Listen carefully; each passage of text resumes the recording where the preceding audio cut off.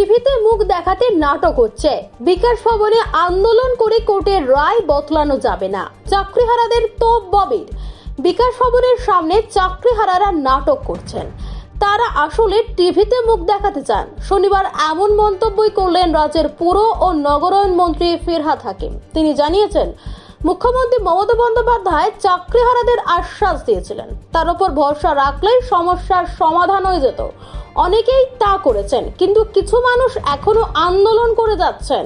Supreme কোর্টের রায় বিকাশ ভবনের সামনে আন্দোলন করে বদলানো যাবে না বলে মন্তব্য করেন ফিরহাদ। তিনি বলেন, যখন সুপ্রিম কোর্টে রিভিউ পিটিশন যাবে, তখন যদি কেউ বলেন শিক্ষকেরা আন্দোলন করছেন, তখন তো তাদেরই বিপদ বাড়বে। বিকাশ ভবনে কর্মীদের আটকে রাখা হয়েছিল, এভাবে মানুষের ওপর অত্যাচার করে তো আন্দোলন চলতে পারে না।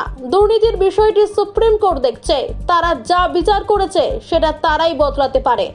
বিকাশ ভবনে আন্দোলন করে তা বদলানো যাবে না।